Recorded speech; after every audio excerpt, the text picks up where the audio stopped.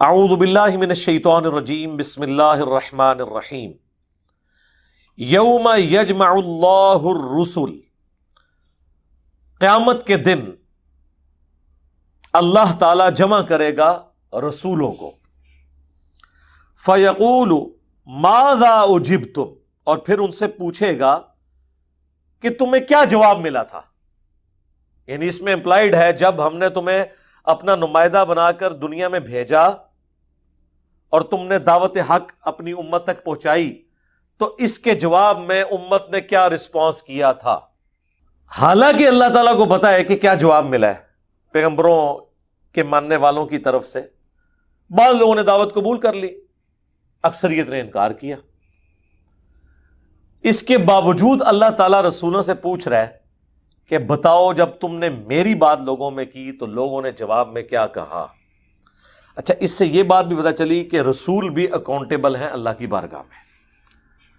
صرف امتوں کو نہیں پوچھا جانا، رسولوں کو بھی پوچھا جانا ہے۔ اور اس کا ضرب سلام سورۃ الاعراف کے شروع میں ہی اللہ تعالیٰ نے اس ٹروتھ کو ریویل کیا ہے۔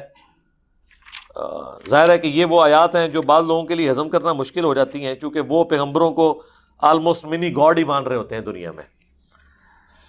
آیت نمبر ہے 6، فَلَنَسْأَلَنَّ الَّذِينَ أُرْسِلَ إِلَيْهِمْ، ضرور ہم پرسش کریں گے ان لوگوں سے جن کی طرف ہم نے رسولوں کو بھیجا تھا۔ وَلَنَسْأَلَنَّ الْمُرْسَلِينَ، اور ضرور ہم پوچھیں گے رسولوں سے بھی جو بھیجے گئے کہ بھئی تم نے اللہ کا پیغام پہنچایا۔ جو بخاری اور مسلم دونوں میں حدیث ہے، نبی علیہ السلام کا آخری خطبہ حجۃ الوداع سے بھی اگلے دن، وہ جو یوم النہر کا خطبہ ہے، یوم عرفہ سے بھی اگلے دن، ایک تو میدان عرفات میں ہوا، ایک اس سے اگلے دن ہوا، جس میں آپ نے فرمایا آج کون سا دن ہے، یہ کون سا مہینہ ہے، یہ کون سی جگہ ہے۔ اس میں آپ نے کنکلوژن کرتے ہوئے پوچھا تھا بتاؤ کیا میں نے اپنے رب کا پیغام تم تک پہنچا دیا؟ اور یہ سیم الفاظ میدان عرفات والے خطبے میں بھی ہیں صحیح مسلم کے۔ سب نے بیک زبان ہو کے کہا تھا کہ اللہ کے نبی آپ نے پیغام پہنچا دیا، پہنچانے کا حق ادا کر دیا، آپ نے ہماری بڑی خیر خواہی فرمائی۔ تو آپ نے 3 دفعہ یوں انگلی سے آسمان کی طرف اشارہ کر کے صحابہ کی طرف کیا، اللہم اشہد، اللہم اشہد، اللہم اشہد، اے اللہ گواہ رہنا یہ مان رہے ہیں کہ میں نے اپنا پیغام ان تک پہنچا دیا جو تو نے میرے پاس امانتاً رکھا تھا۔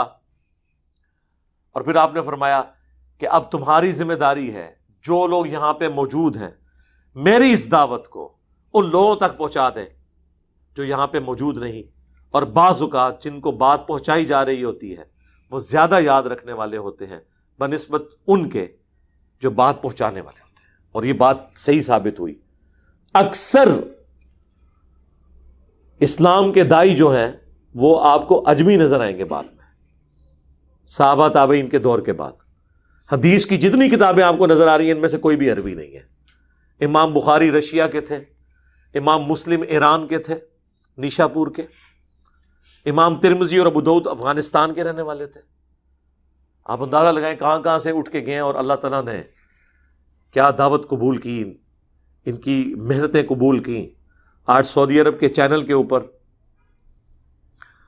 اذان اور نماز کے وقفے کے دوران احادیث پڑھ کے بتا رہے ہوتے ہیں، اینڈ پہ بول رہے ہوتے ہیں رواہ البخاری، رواہ مسلم، رواہ ابی داؤد۔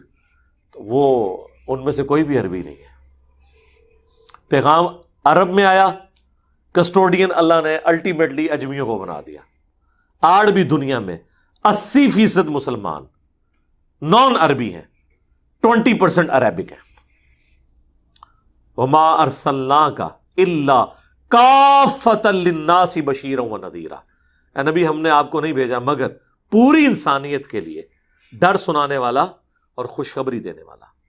وما ارسلناک الا رحمۃ للعالمین، آپ کو نہیں بھیجا مگر رحمت بنا کے تمام جہان والوں کے لیے۔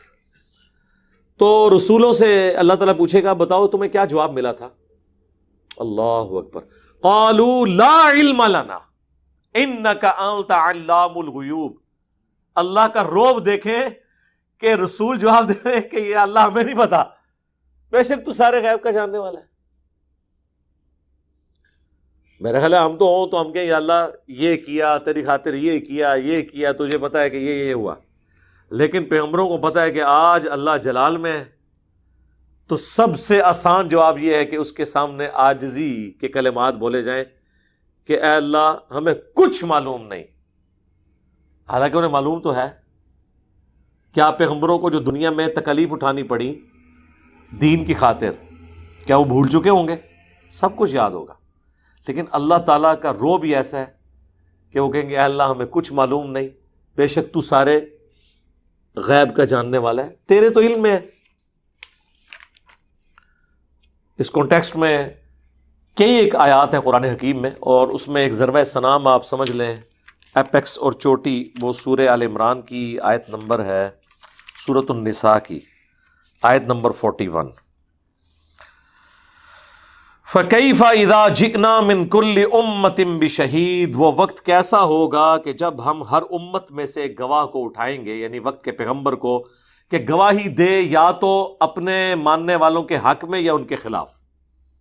جو سورۃ الفرقان کی آیت نمبر 30 میں آیا نا، وَقَالَ الرَّسُولُ يَا رَبِّ إِنَّ قَوْمِ اتَّخَذُوا هَذَا الْقُرْآنَ مَهْجُورًا. رسول اللہ شکایت کریں گے کہ اللہ میری قوم نے قرآن کو پیٹھ کے پیچھے ڈال دیا تھا. شفاعت بھی کریں گے اور شکایت بھی کریں گے قرآن چھوڑنے والوں کے لیے. اچھا مزے کی بات دیکھیں، یہ جو بات ہے نا یہ پاسٹ ٹینس کے سیغے سے بیان ہوئی ہے. ویسے ہم جب دنیا میں بات کرتے ہیں نا، میں اب ترجمہ میں نے کیا ہے کہ رسول اللہ شکایت کریں گے، لیکن عربی میں پتہ کیا ہے؟ رسول اللہ نے شکایت کی. کیوں؟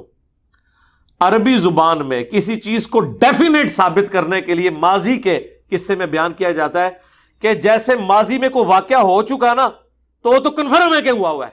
یوں ہی سمجھو کہ قیامت والے دن یہ ہو چکا، رسول اللہ شکایت کر چکے، کریں گے نہیں، گویا کہ کر چکے.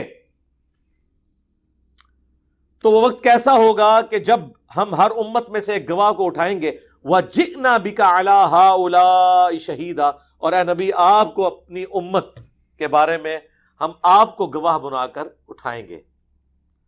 یہ وہ آیت ہے جس کے بارے میں بخاری اور مسلم دونوں میں حدیث ہے.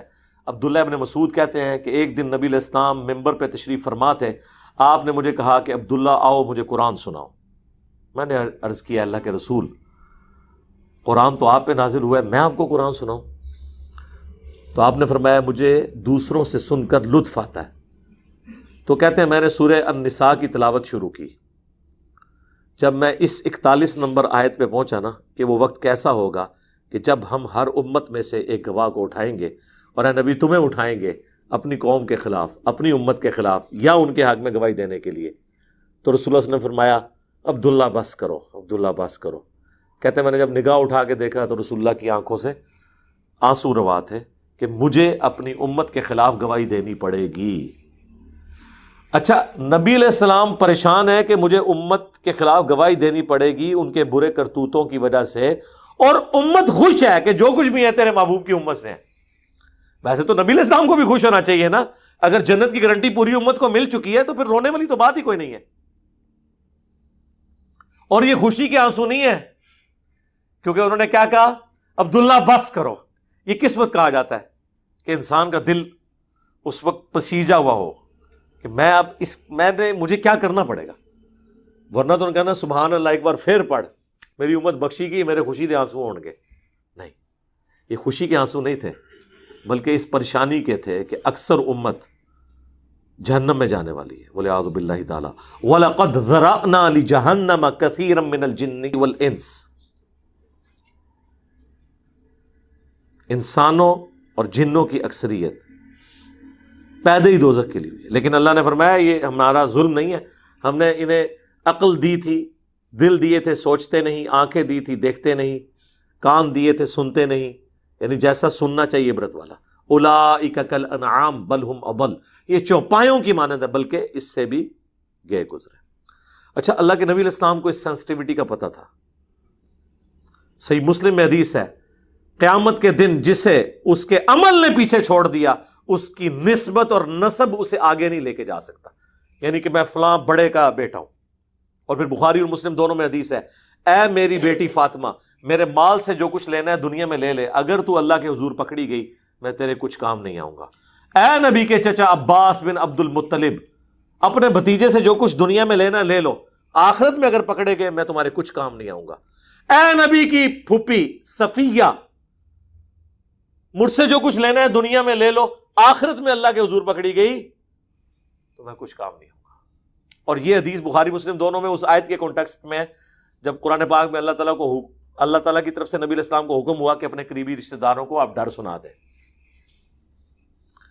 ہم رسول اللہ کے بیان پہ جب ڈرانے والی باتیں کرتے ہیں کہتے ہیں ڈرانے رہنے دیں، تو اللہ کے نبی نے ڈرا کے ہی گئے نا سرکار، آپ کا منصب ہی ڈرانا ہے۔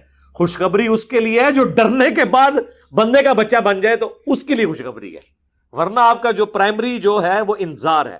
وَأُوحِيَ إِلَيَّ هَذَا الْقُرْآنُ لِأُنذِرَكُم بِهِ وَمَن بَلَغَ، اے نبی تم فرما دو کہ مجھے قرآن اس لیے وحی کیا گیا تاکہ میں اس کے ذریعے تمہیں ڈر سناؤں اور جس تک بھی یہ کتاب پہنچے، یہ ہے ڈر۔